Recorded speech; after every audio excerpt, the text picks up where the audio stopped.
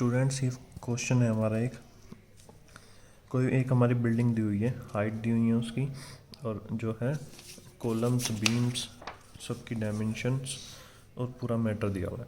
इसके अंदर हमें क्या निकालना है? Vertical distribution of base shear. Okay, तो इसको शुरुआत करने फर्स्ट स्टेप हमारा क्या था? सारे लोड निकालना और उनको प्लस करके टोटल बिल्डिंग पे कितना लोड है वो कैलकुलेट करना। तो उसको कैलकुलेट करते हैं हम फर्स्ट। ये सबसे इम्पोर्टेंट स्टेप है आपका, मास ऑफ इनफिल। अब इनफिल क्या होता है?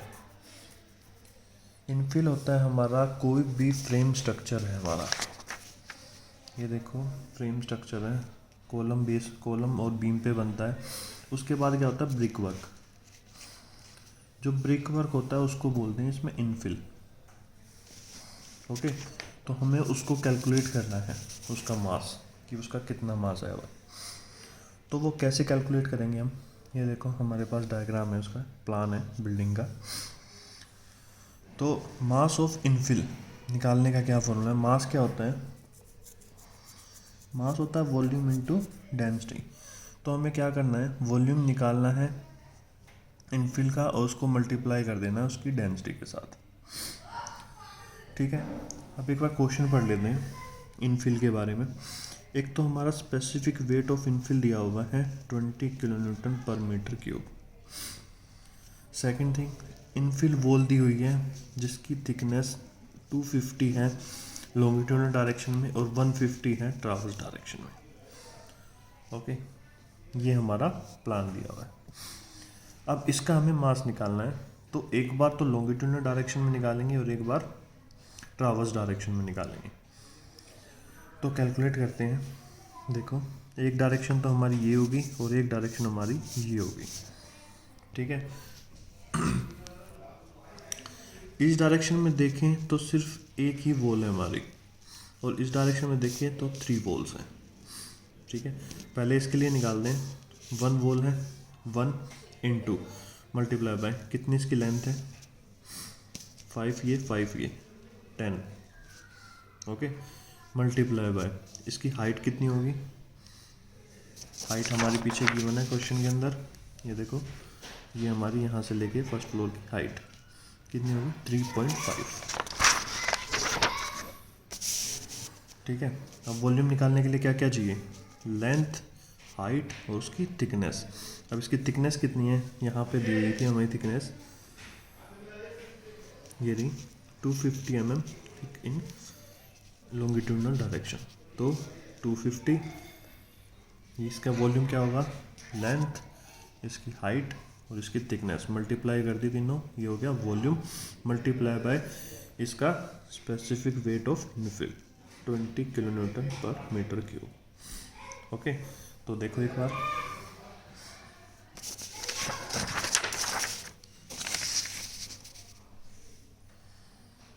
देखो सबसे पहले 10 क्या है? यहाँ से लेके ये डिस्टेंस, इसकी लेंथ, फिर 3.5 इसकी हाइट, एंड फिर इसकी थिकनेस 250 mm थिक। ओके, फिर उसके बाद इसकी डेंसिटी से मल्टीप्लाई, स्पेसिफिक वेट से मल्टीप्लाई। ओके, तो ये निकल जाएगा, फर्स्ट हो गया। अब सेकंड, ये तो हमारा था इस डायरेक्शन में, अब इस डायरेक्शन में निकालते हैं। सबसे पहले कितनी है? 1 2 3 है, तो यहाँ पे 3 से मल्टीप्लाई। ओके, अब देखते हैं इनकी लेंथ कितनी है? 2.5 और 2.5 5, तो ये हो गया 5। अब इसकी हाइट कितनी है? हाइट सेम रहेगी 3.5 मल्टीप्लाई बाय, अब क्या बचा? थिकनेस दी हुई थी क्वेश्चन के अंदर 150 mm² इन ट्रावर्स डायरेक्शन, ये होगी मल्टीप्लाई बाय डेंसिटी। तो ये हो गया हमारा इनफिल का यहाँ तक। अब आता है mass of column. Mass of column same वही चीज़ करनी है, डायमेंशन लेनी है उसकी तीनों और मल्टीप्लाई कर देना है उसको उसकी स्पेसिफिक वेट के साथ। तो अब डायमेंशन देख लेते हैं कॉलम्स की। कितने कॉलम है? सबसे पहले 1 2 3 कॉलम है, तो 3 से मल्टीप्लाई करना है। 1 का निकाल ली, तो ये मल्टीप्लाई बाय 3। आप डायमेंशन देख लेते कॉलम की, 250 mm और 450 mm, तो 250 450 मल्टीप्लाई बाय हाइट कितनी होगी, जितनी फ्लोर की हाइट होगी, तो multiply by specific weight of RCC. ठीक है, ये किसका निकल गया, कॉलम का। अब ऐसे ही बीम का निकालना है। बीम कितनी है इसमें,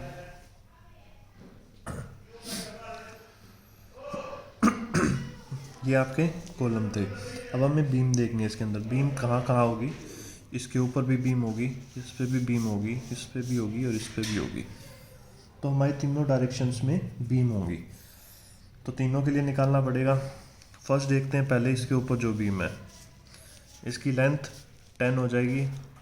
ओके, डायमेंशन देख लेते हैं यहाँ से बीम की।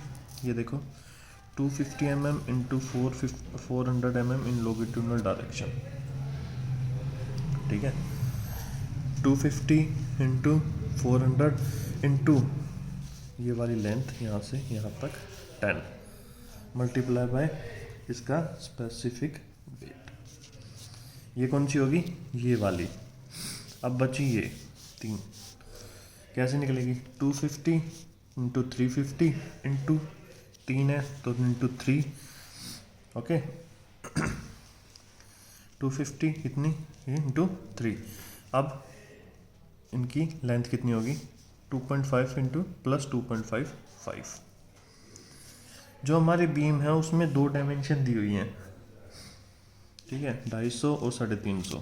इसमें एक तो हमारी क्या है, डेप्थ, और एक क्या है इसमें, विड्थ। लेंथ हमें यहाँ से ढूंढनी है। ठीक है, तो ये ढूंढा, लिख दिया, ये हमारा हो गया बीम। अब आता है मास ऑफ स्लैब। अब जो स्लैब होगी वो कहाँ पे होगी, ये हमारी स्लैब होगी इस पूरे के ऊपर। ठीक है, तो सिंपल है, स्लैब की लेंथ, इसकी विड्थ और इसकी थिकनेस गिवन होगी क्वेश्चन के अंदर।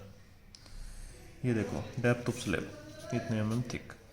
ठीक है, तो 5 इंटू 10 इंटू 100 और मल्टीप्लाई बाय इसका स्पेसिफिक वेट। ओके, ये देखो 10 इंटू 5 इंटू 100 इंटू इसका स्पेसिफिक वेट। अब लास्ट बनता है इम्पोज लोड। इम्पोज लोड क्या होता है, लाइव लोड। ठीक है, लाइव लोड को ही इम्पोज लोड बोलते हैं। तो वो गिवन होगा क्वेश्चन के अंदर। ये देखो इम्पोज लोड कितना गिवन है, 3.5 न्यूटन पर मीटर स्क्वायर, मतलब 1 मीटर स्क्वायर पे 3.5 किलो न्यूटन लोड है। ओके, अब लेकिन हमारे पास एरिया कितना है, 5 इंटू 10, तो 5 इंटू 10 इंटू 3.5 पूरे पे निकल गया इम्पोज लोड। ठीक है, ये कितना लेते हैं इम्पोज लोड,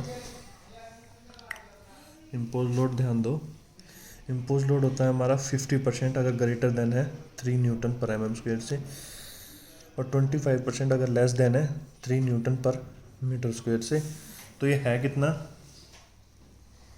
3.5, तो ज़्यादा है इसलिए कितना लेंगे, 50%। तो क्या करेंगे, 5 इंटू 10 इंटू 3.5 इंटू इसका 50%। ये देखो 5 इंटू 10 इंटू इसका 50%। पूरे को कैलकुलेट करेंगे, ये आ जाएगा हमारा इतना वेट आ गया। इसको टन में कन्वर्ट कर लेंगे। ये हमारा निकला किसके लिए, फर्स्ट फ्लोर के लिए। देखिए एक ही फ्लोर के लिए निकला है। ये था हमारा फर्स्ट निकाला था जिसके ऊपर, फिर इस सेकंड के ऊपर निकालेंगे, थर्ड के ऊपर निकालेंगे। जो सेकंड है और जो थर्ड है उस पर सेम रहेगा जितना फर्स्ट के ऊपर है, लेकिन जो रूफ आती है उसके ऊपर कुछ नहीं होता। इसलिए हम क्या करते हैं, इसकी हाइट को हाफ करके फिर कैलकुलेट करते हैं कितना निकला।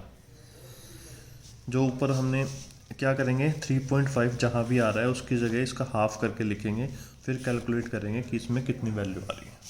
ठीक है, ये रहा आपका रूफ का केस। h/h1 को हाफ कर देंगे, तो इसको कैलकुलेट करेंगे तो क्या हो जाएगा, इसका हाफ ही हो जाएगा अप्रोक्सीमेट। ठीक है, अब क्या करेंगे, m1 m2 m3 m4 सबको प्लस कर लेंगे, टोटल लोड आ जाएगा हमारे पास। ठीक है, नेक्स्ट स्टेप क्या था, design of base shear. V B की वैल्यू फाइंड आउट करनी है। वी बी को फाइंड आउट करने के लिए सिंपल फॉर्मूला था ए एच इंटू डब्लू।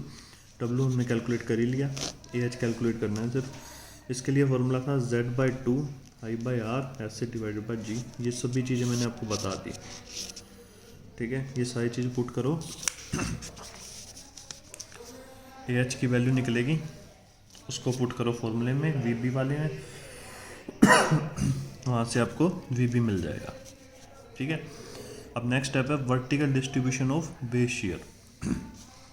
इसके लिए डायरेक्ट फॉर्मूला है, वी बी आपके पास है ही, W1 आपको निकाला था आपने, WH H1 तक की हाइट इंटू समेशन, ये सब की हाइट सबका प्लस करके लिखेंगे, ठीक है।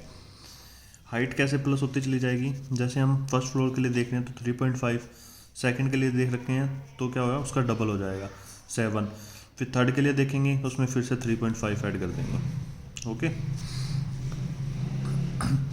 ऐसे ही H1 में, फिर H2 में है, H3 में, तो ये कैलकुलेट करेंगे, सबकी ऐसी वैल्यूज़ आ जाएंगे Q1 Q2 Q3 Q4, ठीक है।